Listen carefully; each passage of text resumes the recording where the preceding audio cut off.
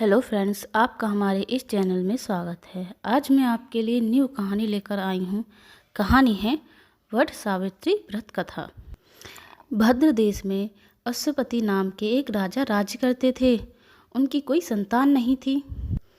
संतान को पाने के लिए राजा प्रतिदिन मंत्रों के उच्चारण के साथ 1,00,000 आहुतियाँ भी देते थे। ये सिलसिला 18 वर्षों तक जारी रहा। एक दिन उनके इस यज्ञ और तप से प्रसन्न होकर सावित्री देवी प्रकट हुईं और उन्हें संतान के रूप में एक रूपवान, गुणवान और तेजस्वी कन्या होने का वरदान दिया। सावित्री देवी के वरदान से राजा को पुत्री हुई, जिसे वजह से उन्होंने अपनी बेटी का नाम भी सावित्री रखा।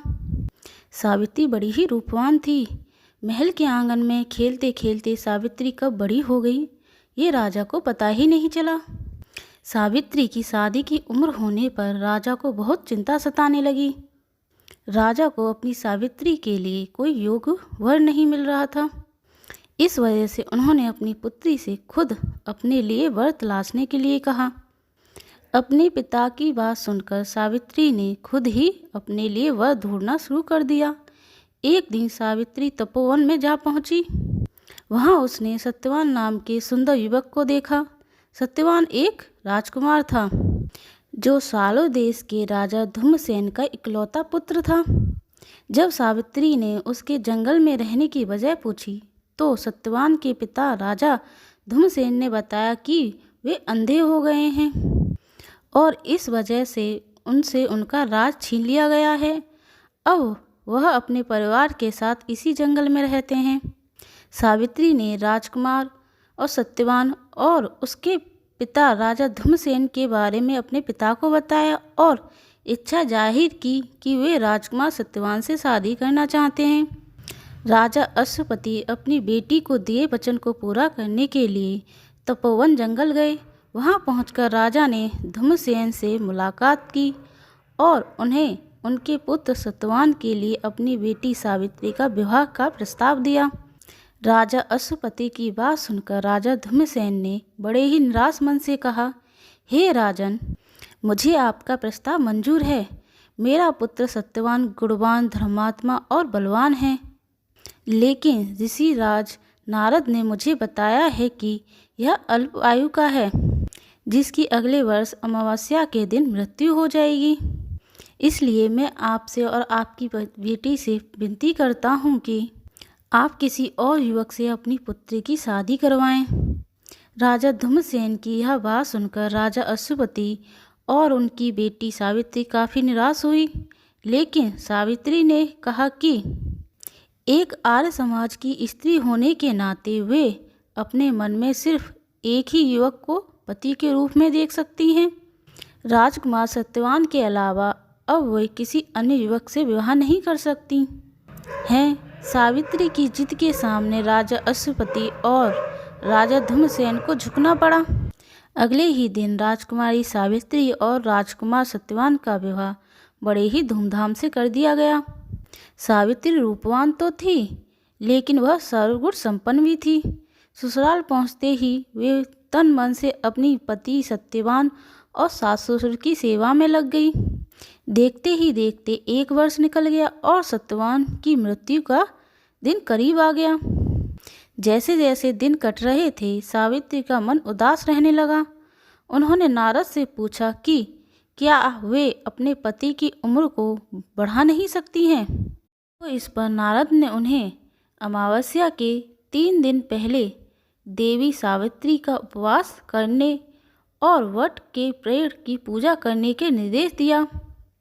नारद के बताए अनुसार सावित्री ने सत्यवान की मृत्यु वाले दिन यानी अमावस्या से 3 दिन पहले देवी सावित्री की नाम की उपासना की और वट के पेड़ की पूजा की। साथ ही अपने पितरों का पूजन भी किया। देखते देखते ये 3 दिन भी निकल गए और अमावस्या यानी सत्यवान की मृत्यु का दिन आ गया। हर रोज की तरह अमावस्या के दिन भी सत्यवान जंगल में लकड़ी काटने गया और सावित्री उसके साथ गई। लकड़ी काटते समय सत्यवान ने सावित्री को बताया कि अचानक उनके सिर में बहुत तेज दर्द हो रहा है।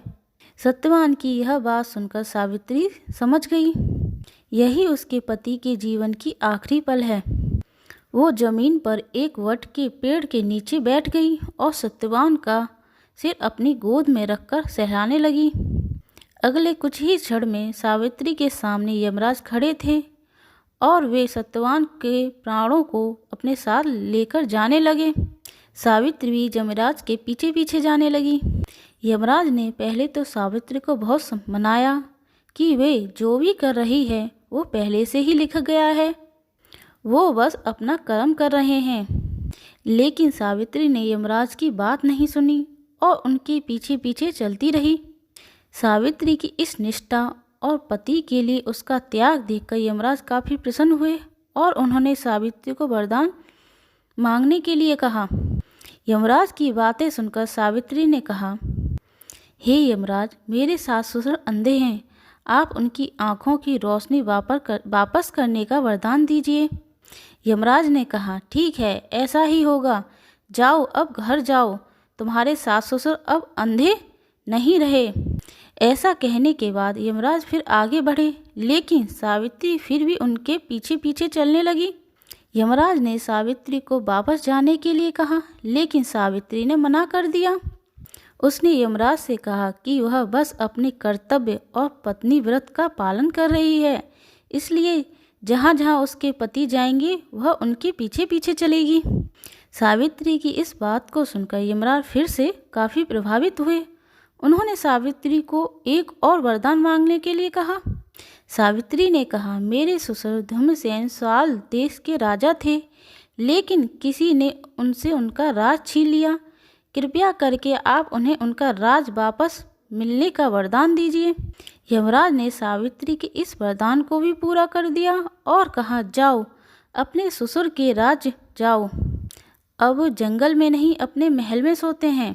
यमराज ने इतना कहा और फिर से सत्यवान के प्राण को लेकर आगे बढ़ चले, लेकिन अब भी सावित्री उनके पीछे पीछे चली आ रही थी। यमराज यह देखकर काफ़ी हैरान हुए। उन्होंने सावित्री से इसकी वजह पूछी तो सावित्री ने बताया कि एक पत्नी का फर्ज है कि वे वहीं रहेगी जहां उसका पति रहेगा। अगर उसे ससुर के महल में उसका पति ही नहीं होंगे तो उसे महल में उसके जाने का कोई अर्थ नहीं है। सावित्री की इस बात को सुनकर यमराज काफ़ी प्रसन्न हुए। उन्होंने सावित्री से कहा, हे पुत्री, तुम न सिर्फ रूपवान और गुणवान हो बल्कि एक पतिव्रता भी हो। मैं तुम्हारे इन्हीं गुणों से काफ़ी प्रसन्न हूँ।